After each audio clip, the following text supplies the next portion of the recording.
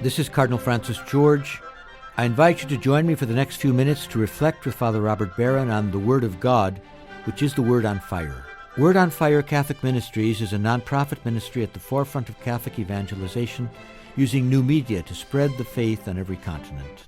Father Barron challenges us to open our hearts to the Word on Fire, which is God's word of love for each of us. If our hearts are open, the Lord can change and transform us so that we might speak with love about the one who is love. The global benefactors of Word on Fire, with the support of the Archdiocese of Chicago, now present Word on Fire. Peace be with you. Friends, the gospel for this weekend addresses an issue of tremendous practical importance, namely whether and how we ought to engage in fraternal correction. That's the traditional term for the constructive criticism of our brothers and sisters. Now, I realize, according to the etiquette of a liberal society, we oughtn't to do this at all. I mean, for everyone is his or her own boss. Who are you to tell me what to do? I mean, we can find, let's face it, an excuse or a justification for practically any kind of behavior. And at the same time, as long as we're being honest, we all engage in correction and criticism of others all the time. In fact, it's pretty much our favorite indoor pastime. How people look, whom people befriend, what political commitments people make, what people do or don't do, all of it seems to be fair game for criticism. And spiritually, we all know why we love this so much. The lower we make others, the higher we appear, at least to ourselves. Can I recommend something to you? An examination of conscience at the end of the day, precisely with this issue in mind. Honestly assessing how often you've engaged in the criticism of others in the course of a day. And I think you'll be kind of overwhelmed. I mean, when I do this, to be honest with you, if I look back in my day, how often did I engage in the critique of other people? It's kind of staggering. Even like to go through the members of your family or the people you work with or the people you live with and just ask yourself the honest question, how often have I engaged in criticism of these people? And if you're really transparent to yourself, you'll be, I think, a little surprised. So anyway, that's the setup of this problem. In one way, the society says, no, who are you to criticize? On the other hand, we all love to criticize. So here's our question. What's the biblical perspective on all of this? Well, over and against the modern liberal etiquette, the Bible does indeed think that we should engage in fraternal correction. So our first reading from Ezekiel is terrific on this score. Listen. You, son of man, I have appointed watchmen for the house of Israel. When you hear me say anything, you shall warn them for me. All right, there's the Lord speaking to one of his prophets, and that's anything but a live and let live approach. I think you'd agree. That's anything but a, well, who am I to tell you what to do, indifferentism. No, this is God telling us, you're on for the house of Israel, which means you're on for your brothers and sisters. When you hear me say something, you need to warn them for me. So that's not indifferentism. That's pretty clear. There's a objective norm for the moral life, and we're on for each other. That's the biblical perspective. Right behavior is grounded finally in God's law and God's purpose. We don't just make this whole ethical thing up as we go along. We don't invent ourselves. That's very much the approach today, isn't it? I've called it a popular Nietzscheanism. Nietzsche says, the Superman, through the exercise of his will, invents himself beyond good and evil and all that. It's trickled down, though, into the popular imagination. But that's not the Bible. The Bible holds to an objective moral norm. Moreover, for the Bible, we're not isolated individuals. I make up my own mind. Don't tell me what to do. No, no. We're members of a mystical body, to use Paul's language, made up of interdependent cells, molecules, and organs. We're all part of a spiritual organism. And therefore what? Therefore, we can't simply retreat into our individual psyches and say to a suffering or errant world, well, that's your problem. Can't do it. We're part of an organism. And finally, we are all, and here I say we to my fellow baptized, we are all, by virtue of baptism, prophets.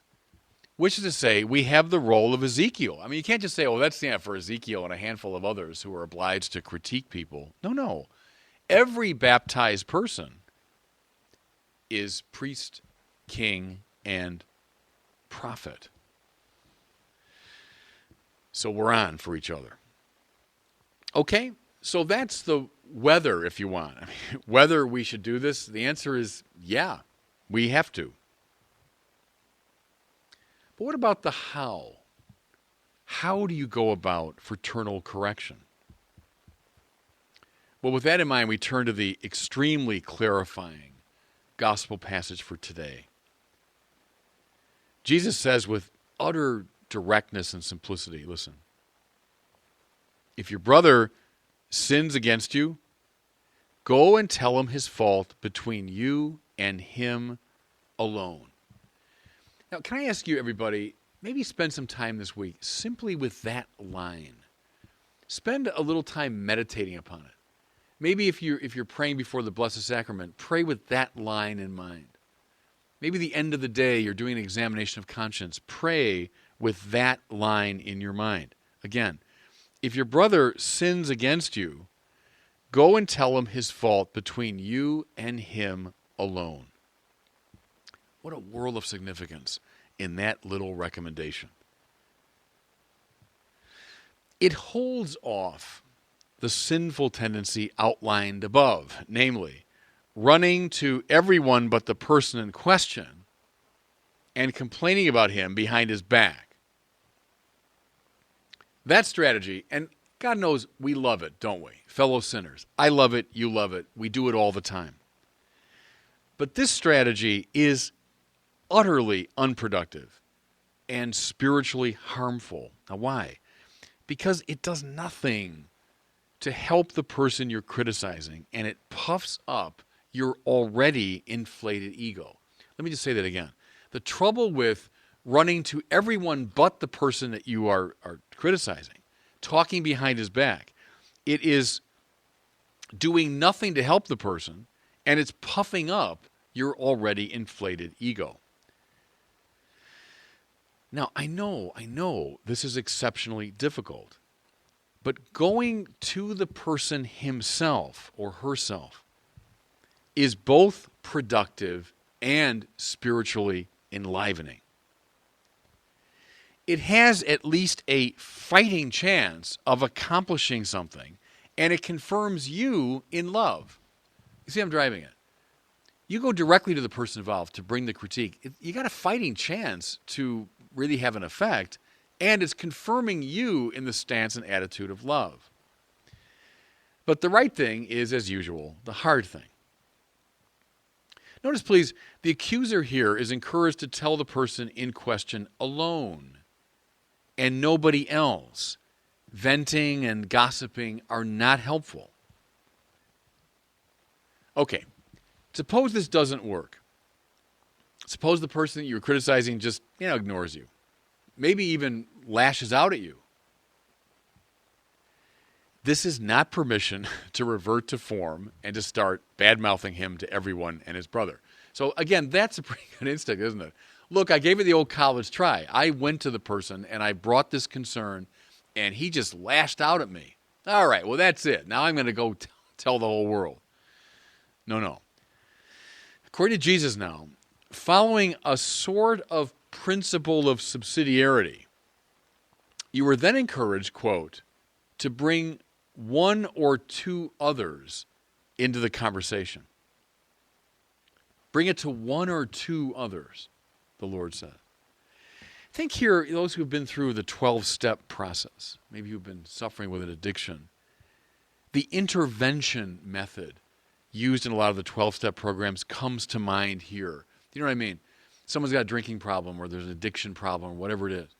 A handful of very committed people who love you come into the room and say together, we are concerned about this problem you have. They're not gossiping. They're not slandering you behind your back. But in a constructive and direct way, they're telling you the problem. The hope is that the person will get the point and get over his resentment or defensiveness when he sees this is not just one person. This is, 3, 4, 5 persons who love me and are telling me this difficulty. Okay, says Jesus, suppose even this doesn't work. You brought the thing to 2 or 3 or 4 people and it doesn't work. Then he says, tell the church. Now, keep in mind that the word church here, ekklesia would have been the Greek word, did not mean one of our mega churches or mega parishes of 4,000 families. So don't think of tell the church means get up at the pulpit and tell 10,000 people. No, an ekklesia in New Testament times would have been a pretty small group. In fact, most churches met in people's homes. So just to give perspective to it, talk to the person directly. That doesn't work. Go to 2 or 3 others. That doesn't work. Go to the church. Well, that might be a community that can fit in someone's home. Today, would we say maybe the pastor and his team or pastor and a few of the leading families in the parish? That's maybe what he has in mind. You see what you're doing now? Following this principle of subsidiarity, meaning start small, start local, start with the person, then go to the next level, then the next level, always moving in a small way. Suppose, though, he doesn't listen even to the church. Then the Lord recommends, listen, ongoing compassion and prayer. It's wonderful, I think. I know at first blush how dismissive his words can sound. He says, if the church doesn't listen to the church, then, quote, treat him as you would a Gentile or a tax collector. But see, remember, everybody, how did Jesus relate to Gentiles and tax collectors? Well, he loved them. He reached out to them. He included them. He sought them out. Remember also the great line from the Gospels that wherever 2 or 3 are gathered in my name, there I am in the midst of them. Pray together for the conversion of a sinner. So you've tried this method, and it finally, even going to the church hasn't worked. Okay, pray. And treat him as you would a Gentile or tax collector, meaning with inclusive love. Here's the last thing, I'll close with this. When you're tempted to criticize somebody,